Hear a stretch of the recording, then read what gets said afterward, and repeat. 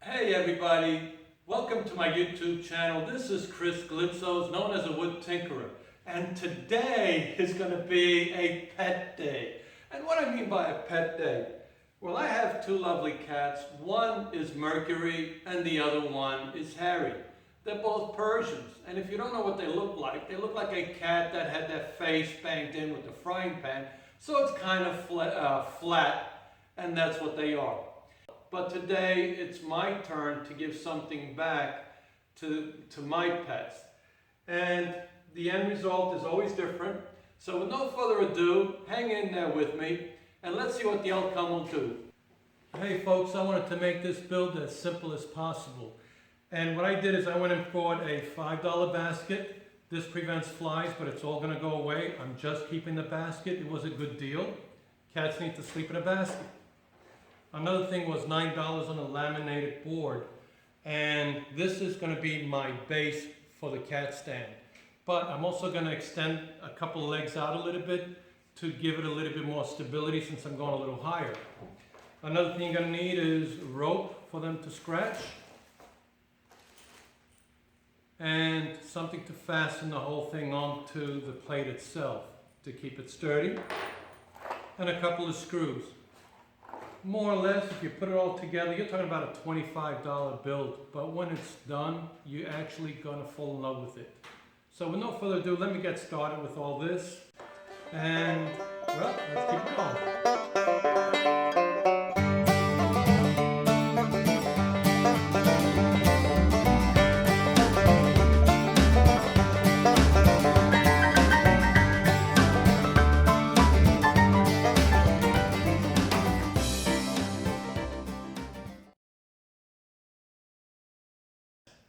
Cats like to be a lot higher on the ground, so we're going to make this one a little bit higher.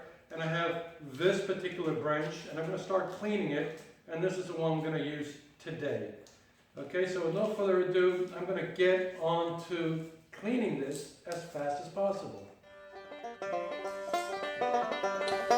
I like to use a good strong handsaw for this job. Gives me a perfect cut, nice straight edge is what I need.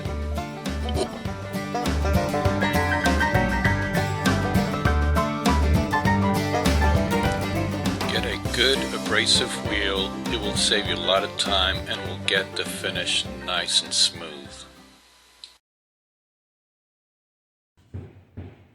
I'm going to use 3 legs on this particular stand. It's better than 4. It levels a lot easier in case the floor is unlevel. I'm a true believer in 3 legs. It's 120 degrees calculation in order to divide the 3 legs. And this is what I have done over here before I begin to fasten them. So with no further ado, we're gonna get started. An easy way to make a round profile for the legs is just take anything that's circular that will fit the size and just draw. A bandsaw cuts a lot of work when it comes down to sanding. And this is sanding.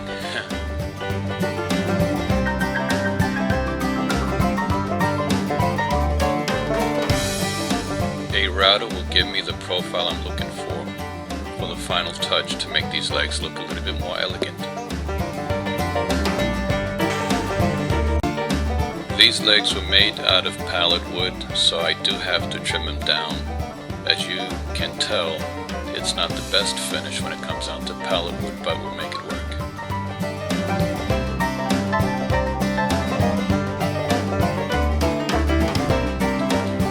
There is some time saved with these little hockey puck discs that were made from the Mother's Day contest that I entered from the tree cutouts. These will even make the legs look a lot more nicer.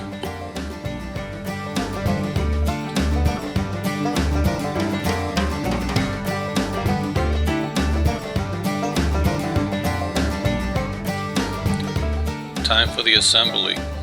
3 screws, a little bit of glue will go a long way with these legs. And they're going to hold the test of time.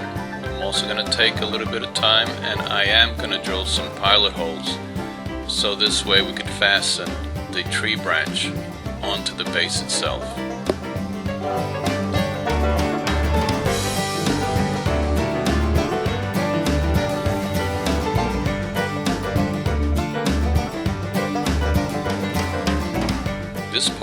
tricky. Sometimes I wish I had an extra pair of hands to get this thing right. With a little bit of patience, we got it right. Drill the first pilot hole to do the first fastening, and then we drill a second pilot hole, and then we fasten the whole base down to the branch. Nice job.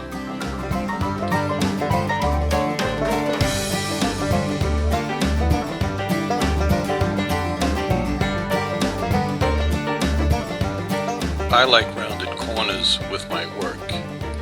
This is one of the easiest parts. I also decided to take it on the router and round off every single edge, the top and the bottom. It's going to make it look a lot more elegant.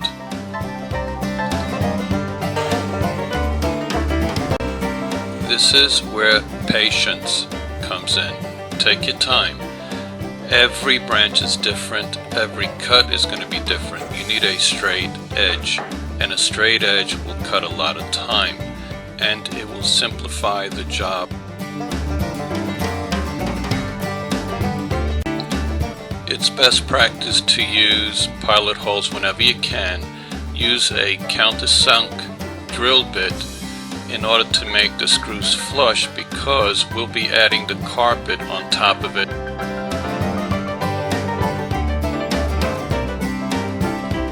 Sometimes you need to add a couple of branches to give these steps a little bit more structure, a little bit more support, and you also have to take your time to make it look natural. Just place them as random as possible, fasten them, and a little bit of glue. Job is finished, other than the carpet.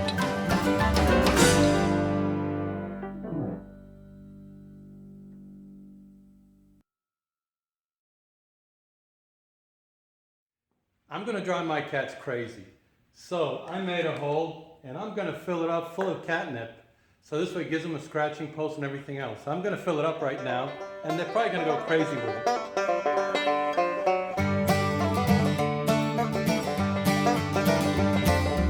What is a cat tree without a scratch post?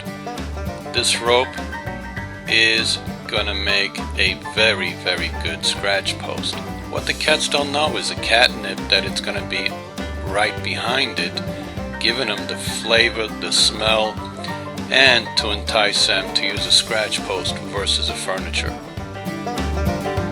When I fasten the rope onto the post, I drill a hole about the same diameter. I put some glue, I place the rope inside, and I add a screw to hold it in place.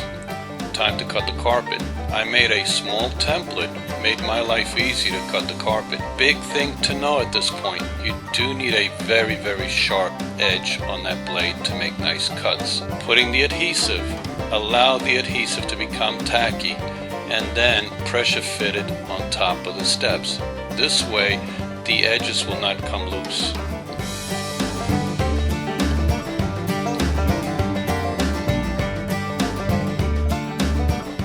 I added a very thin piece of wood on top of the basket to give it a little bit more support.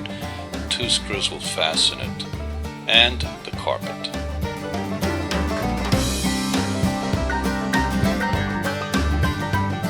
This is Mercury. He's actually an adorable, adorable, loving cat. He's very big for his size. He certainly loves the cat stand.